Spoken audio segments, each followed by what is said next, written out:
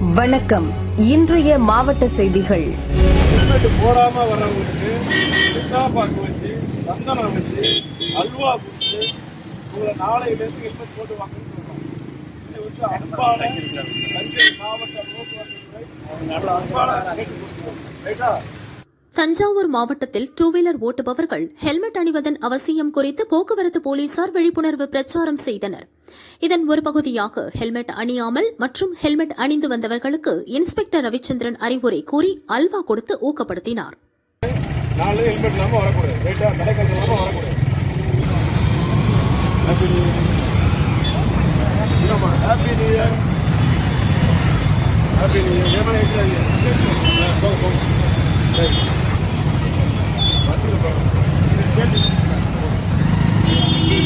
சிவகங்கை மாவட்டம் தேவக்கோட்டை ஈச்சடி கிராமத்தைச் சேர்ந்த ஜெகநாதன் வயது 24 கார் கம்பெனியில் வேலை பார்த்தார். அதே கம்பெனியில் பெரியசாமி, தமிழழகன் வேலை பார்த்தனர். புத்தாண்டை நண்பர்கள் மது அருந்தி கொண்டாடினர். போதையில் நண்பர்களுக்குள் தகராறு ஏற்பட்டது. கொதிப்படைந்த பெரியசாமி, தமிழழகன் ஆகியோர் இரும்பு கம்பியால் ஜெகநாதன் தலையில் அடித்தனர். இதில் படுகாயமடைந்த ஜெகநாதன் ஸ்பாட்டிலேயே இறந்தார். பெரியசாமி, தமிழழகன் கைது செய்யப்பட்டனர். விசாரணையில் வேலை செய்யும் இடத்தில் நண்பர்களுக்குள் முன்விரோதம் இருந்துள்ளது. அதனால் ஏற்பட்ட பகையால் ஜெகநாதன் கொலை செய்யப்பட்டது தெரியவந்தது. சிவகங்கை மாவட்டம் காரைக்குடி கோவிலூர் நெசவாளர் காலனியைச் சேர்ந்தவர் புவனேஸ்வரி டிஎன்பிசி தேர்வுக்காக காரைக்குடி தனியார் பயிற்சி மையத்தில் படித்து வருகிறார். இன்று காலை நெசவாளர் காலனியில் இருந்து அரசு பஸ்ஸில் ஏறினார். கூட்டம் அதிகம் இருந்ததால் மாணவி படிக்கட்டில் நின்றார். கண்டக்டர் விக்னேஷ் ஒருமையில் பேசி பாதி வழியிலேயே பஸ்ஸை நிறுத்தி மாணவியை கீழே இறங்க கூறினார். எனினும் படிக்கட்டில் நின்றபடியே காரைக்குடி பஸ் ஸ்டாண்ட் வந்தார். இதுகுறித்து பெற்றோரிடம் புவனேஸ்வரி போனில் கூறினார். அங்கு வந்த பெற்றோர் மற்றும் உறவினர்கள் பஸ்ஸை சிறைப்பிடித்து தர்ணாவில் ஈடுபட்டனர். வடக்கு போலீசார் சமாதானம் செய்து அனுப்பினர்.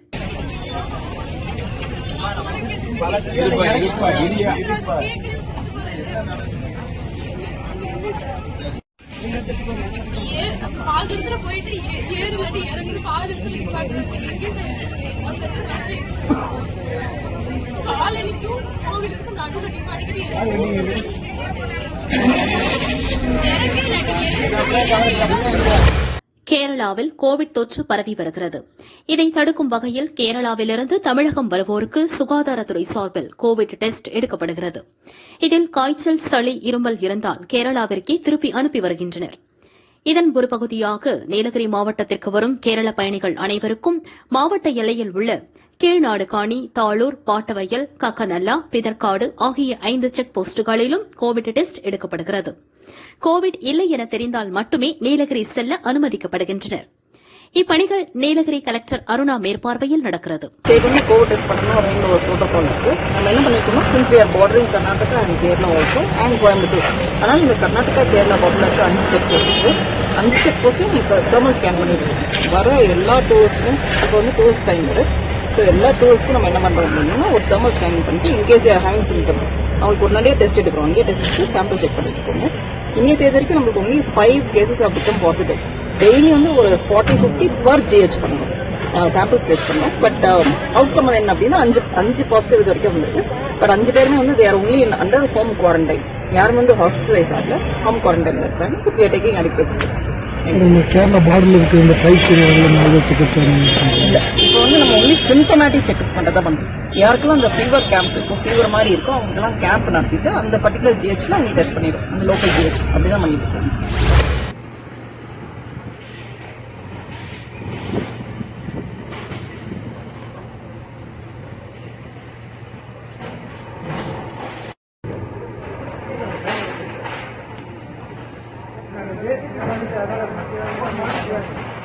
திருப்பூர் மாவட்டம் உடுமலை எம்ஜி லேஅவுட் பகுதியைச் சேர்ந்தவர் ஞானவடிவேல். இவருக்கு சொந்தமான நூற்பாலை முக்கோணம் பூலாங்கிணறு பகுதியில் உள்ளது. நூல் பண்டல்கள் அறையில் அடுக்கி வைக்கப்பட்டிருந்தன. அறையில் திடீரென தீப்பிடித்து நூல் பண்டல்கள் மீது பரவியது. தொழிலாளர்கள் உடனே வெளியேறினர். தீயணைப்பு வீரர்கள் பல மணி நேரம் போராடி தீயை அணைத்தனர். தீ விபத்தில் பல லட்சம் ரூபாய் மதிப்புள்ள நூல் பண்டல்கள் தீயில் எரிந்து சாம்பலானது. மின்கசிவு காரணமாக தீ விபத்து ஏற்பட்டதா என உடுமலை போலீசார் விசாரிக்கின்றனர்.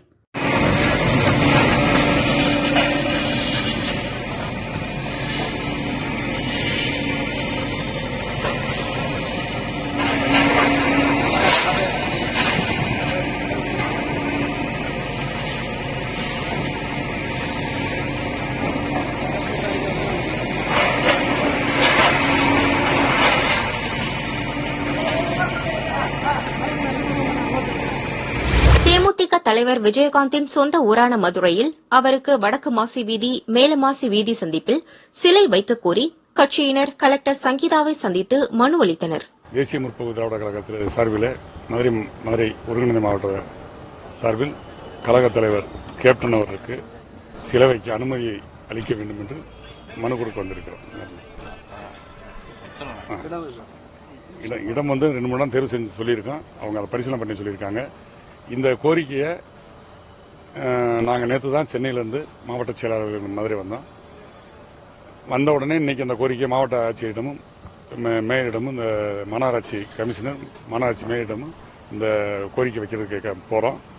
எங்களுக்கு முன்னாடியே இந்த கோரிக்கையை தமிழக அரசுக்கும் மாவட்ட ஆட்சியருக்கும் மாநகராட்சிக்கும் இந்த கோரிக்கை விருதுநகர் பாராளுமன்ற தொகுதி காங்கிரஸ் உறுப்பினர் மாணிக்கத்தாகூர் அவர்களுக்கு தேசிய முற்போக்கு திராவிட கழகத்தின் சார்பில் எங்களுடைய நன்றியை தெரிவித்தோம்.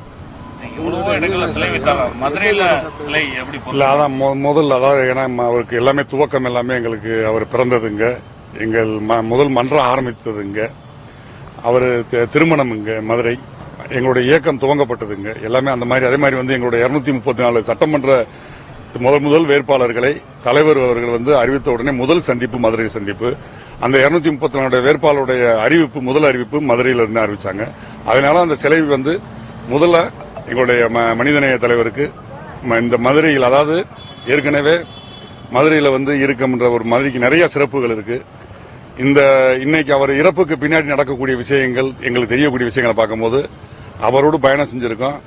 அவர் பிறந்த மதுரையில் நம்மளும் பிறந்திருக்கோம். அந்த காலங்கள் இருக்கும்போது ரொம்ப பெருமையா மகிழ்ச்சியா இருக்குது. ஏதோ நாங்கள் எதை அடைய வந்தோமோ அந்த தூரத்தை அடைந்து விட்டது மாதிரி ஒரு மனநிலை எங்களுக்கு. இடம் மேலமாசி வடக்குமாசி சந்திப்புல சென்ட்ரல் கேட்டிருக்கோம். தேனி மாவட்டம் பெரியகுளம் அருகே மாவட்ட ஒருங்கிணைந்த நீதிமன்ற வழக்கறிஞர்கள் சங்க தலைவர் முத்துராமலிங்கத்தின் இலவச சட்ட ஆலோசனை மைய திறப்பு விழா நீதிமன்றம் அருகே நடைபெற்றது. இதை தமிழ்நாடு வணிகர்கள் சங்க தலைவர் விக்ரமராஜா திறந்து வைத்தார்.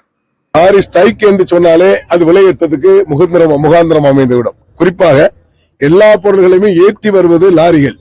அவை லாரி உரிமையாளர்களை அழைத்து அரசு சுமூகமாக அதை தீர்த்து வைக்கப்பட வேண்டும். அவர்கள் வேலை நிறுத்தத்தை ஈடுபட்டு விடாமல் அரசு முறையாக அவர்கள் செம்மையாக பேசப்பட்டு அந்த பிரச்சனையை தீர்வு காண வேண்டும் என்பதை தமிழ்நாடு வணிகர் பேரமைப்பு வலியுறுத்துகிறது. தோல் அகற்றப்பட வேண்டும் என்பதை தமிழ்நாடு வணிகர் பேரமைப்பு தொடர்ந்து எதிர்ப்பு குரல் கொடுத்து கொண்டிருக்கிறது. சமீபத்திலே காலாவதியான தோலை அகற்றப்பட வேண்டும். இன்று 60 கிலோமீட்டர் தோல் என்பது தமிழகத்திலே மாறுபட்டு சுழற்சியாக தோல் கட்டணம் அமைக்கப்பட்டு மக்களிடத்தில் பணத்தை, அதாவது ஒரு கந்து வெட்டி பிடுங்குவது போல பிடுங்கிக் கொண்டிருக்கிறார்கள். இதை மாற்றம் செய்ய வேண்டும் என்பதை வலியுறுத்தி வருகின்ற அடுத்த வாரத்தில் மத்திய மரியாதைக்குரிய நிதின் கட்காரி அவர்களை நேரடியாக சந்தித்து முறையிட இருக்கிறோம். அந்த முறை மட்டுமல்ல, பல்வேறு அமைப்பு, விவசாயிகள் அமைப்பு, லாரி உரிமையாளர் அமைப்பு, எல்லா அமைப்புகளையும் இணைந்து நாங்கள் போராடி கொண்டிருக்கிறோம்.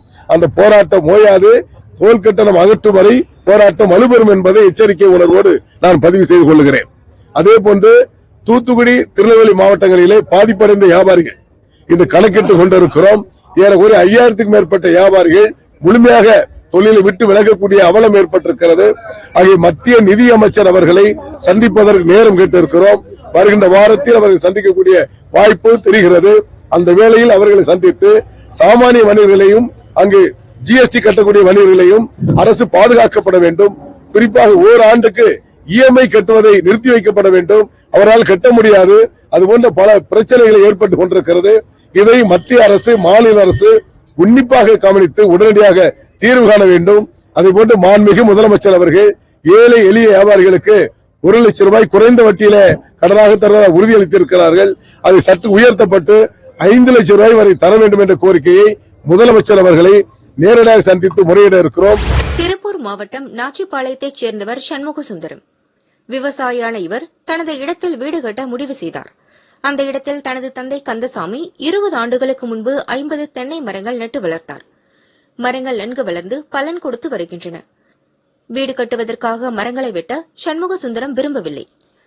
எனவே 1 கிலோமீட்டர் தொலைவில் உள்ள தனது மற்றொரு தோட்டத்தில் 50 மரங்களையும் பொக்லைன் உதவியோடு வேரோடு பிடுங்கி நட்டார். அனைத்து மரங்களும் துளிர்விட ஆரம்பித்துள்ளன. சண்முகசுந்தரத்தின் முயற்சிக்கு பாராட்டுகள் குவிந்த வண்ணம் உள்ளன.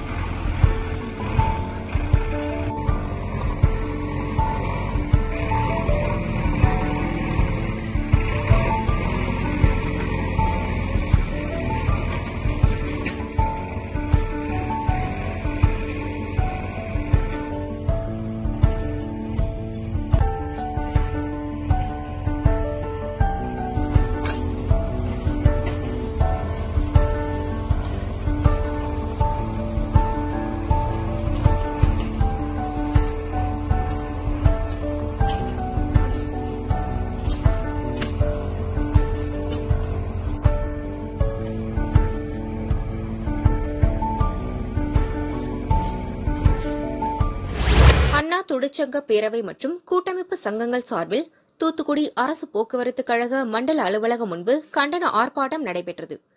மண்டல செயலாளர் கல்விக்குமார் தலைமை வகித்தார்.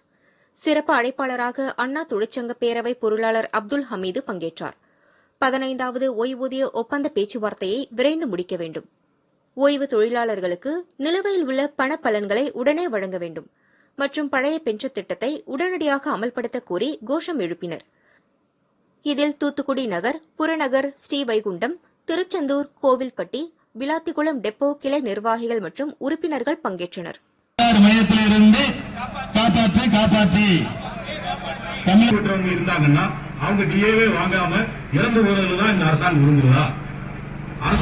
கடலூர் பகுதியைச் சேர்ந்த 7 மீனவர்கள் புதுச்சேரி வீராம்பட்டினம் கடலில் மீன்பிடித்தனர். இதற்கு எதிர்ப்பு தெரிவித்த வீராம்பட்டினம் மீனவர்கள் கடலுக்கு சென்று கடலூர் மீனவர்களை சிறைப்பிடித்தனர். படகை பறிமுதல் செய்து மீன்வள அதிகாரிகளிடம் ஒப்படைத்தனர். இரு மாவட்ட மீனவ பிரதிநிதிகளின் பேச்சுவார்த்தை வீராம்பட்டினத்தில் நடைபெற்றது. கடலூர் உள்ளிட்ட வேற்று மாவட்ட மீனவர்கள் புதுச்சேரி கடலில் மீன்பிடிப்பதால் தங்களின் வாழ்வாதாரம் பாதிக்கப்படுவதாக புதுச்சேரி மீனவர்கள் குற்றம் சுமத்தினர். இரு தரப்புக்கும் இடையே அதிகாரிகள் சமாதான பேச்சுவார்த்தை நடத்தினர். பக்கத்து கிராமத்து ஒரு 3-4 கிராமத்துல இருக்கிறவங்க சேர்ந்துக்கின்னு இந்த கூக்கான் என்கிற கனவா பிடிக்கிறதுக்காக கூக்கான் என்ற ஒரு இதை சாதனத்தை பயன்படுத்துறாங்க. அது என்னன்னாக்கா வெறும் பிளாஸ்டிக்களை மண்ணை கட்டி போட்டு, பாட்டில கட்டி போட்டு, சவுக்க சத்தியை கட்டி போட்டு கடலை மாசு பண்றாங்க. அதுல யூரியா பை அதெல்லாம் போட்டு மண்ணெல்லாம் போட்டு நிரப்பிதுன்றாங்க. நாங்க போய் வலை விடுற நேரத்துல அது வலையில மாட்டிக்கிட்டு பெரிய சேதப்படுத்துது. டெய்லியும் இந்த சேதப்படுத்திக்கிட்டு ரொம்ப நஷ்டத்தை உருவாக்கின்னு இருந்தோம்.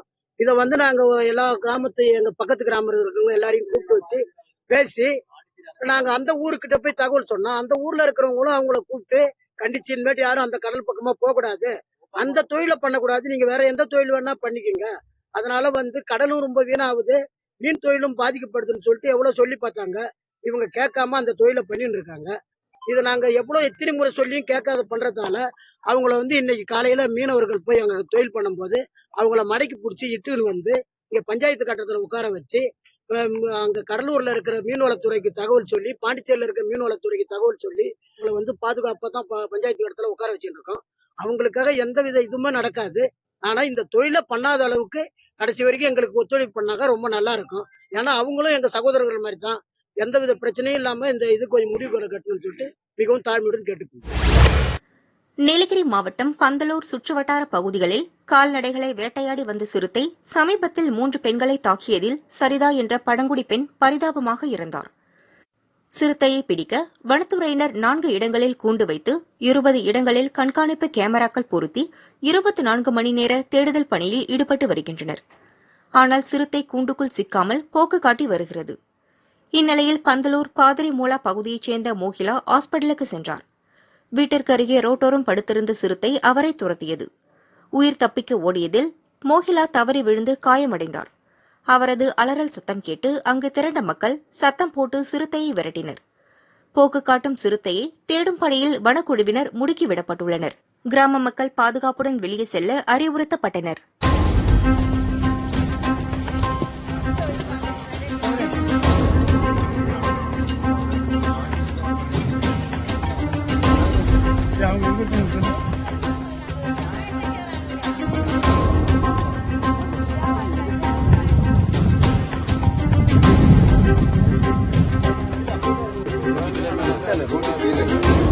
அந்த இடத்துல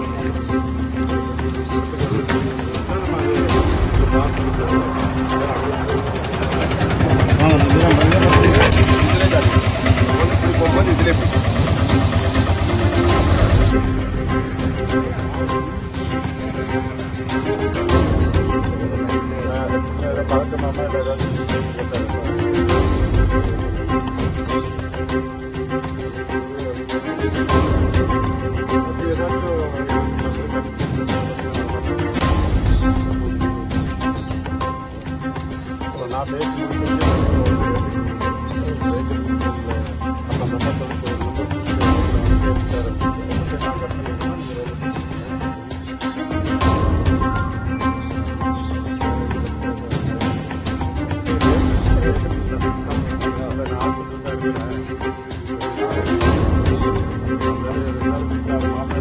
இதுல மேல வந்து கரெக்டா ரோட்ல வந்து